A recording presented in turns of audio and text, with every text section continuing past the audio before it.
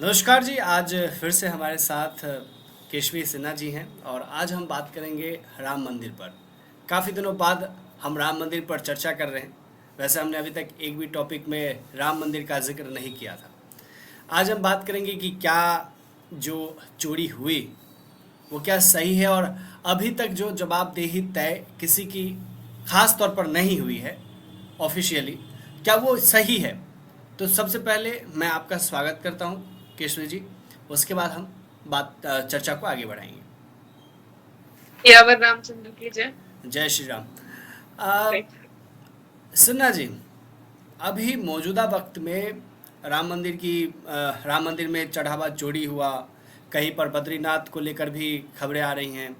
मतलब आए दिन देश में जितने भी मंदिर हैं। अभी मैं आज सुपौल के लिए पढ़ रहा था, सुपौल बिहार में।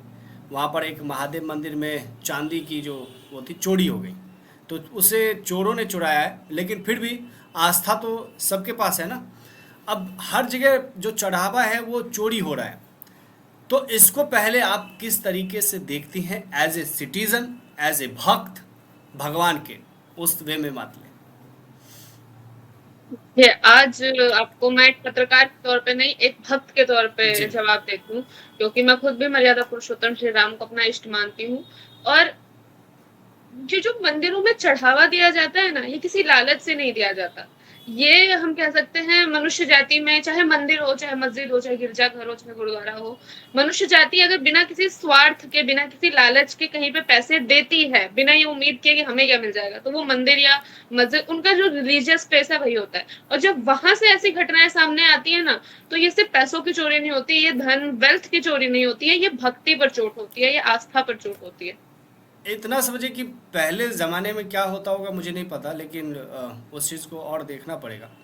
लेकिन अब के टाइम में जो लोग मंदिर में चढ़ावा देते हैं वो इसलिए भी देते हैं, कई लोग आस्था है, साथ में इसलिए भी देते हैं कि उसके साथ कई एनजीओज चलते रहते हैं। आपने देखा होगा कि एक मंदिर का जो है हॉस्पिटल चल रहा है, जिसमें फीस नहीं लगती, इलाज, खान पान चल रहा है, जो गरीबों के लिए खान पान बनाते हैं, फिर घर देते हैं, कहीं पर विवाह होता है, तो बहुत कुछ होता है। इसके लिए भी लोग अपनी इच्छा शक्ति से जितना हो पाता है मंदिरों में देते हैं।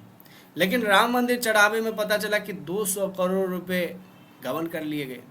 और इधर चंपत राय जी का जब इस्तीफा आया, अनिल मिश्रा जी का जब इस्तीफा आया, तो मैं गोविंद देवगिरी जो कोषाध्यक्ष हैं शायद, उनका बयान आया कि हमने मांगा नहीं, उन्होंने खुद दिया है।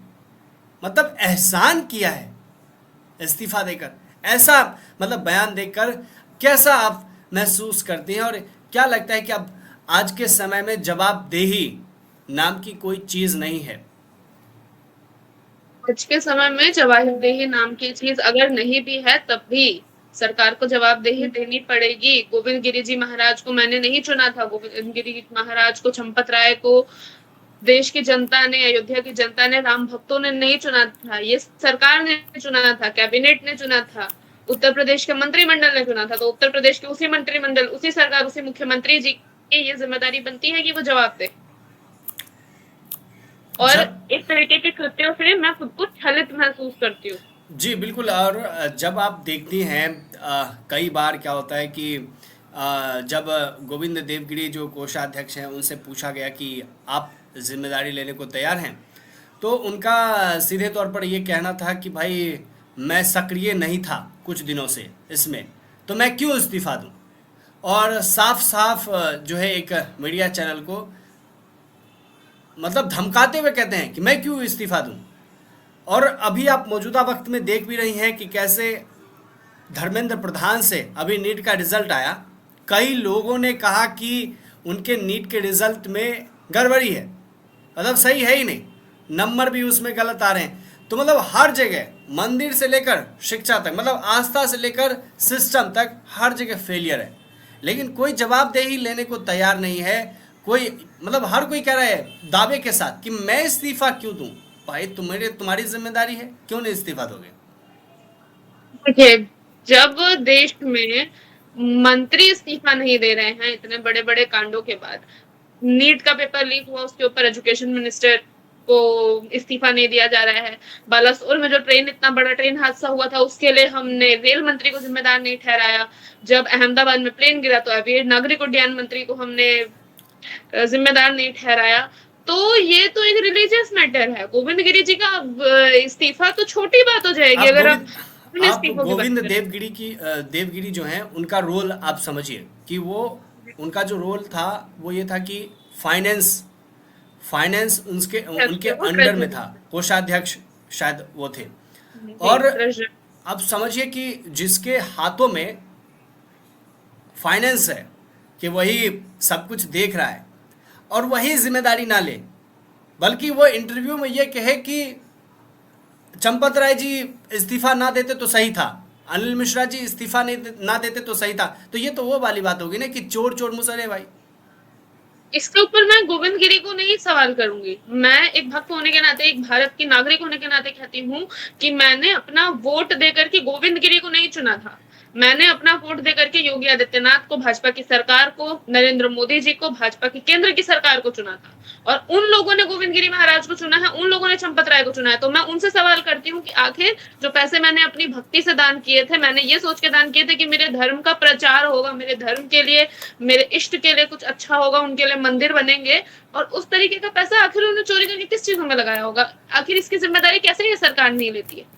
कई लोग, संजय राउत हैं या फिर आम आदमी पार्टी के कई नेता हैं या कांग्रेस के कई नेता हैं, अभी हाल ही में राहुल गांधी और कांग्रेस के अध्यक्ष मल्लिकार्जुन खड़गे ने भी प्रधानमंत्री मोदी को लेटर लिखा और उसमें ये मांग की कि राम मंदिर मामले में जांच में तेजी आए और जल्दी से जांच हो।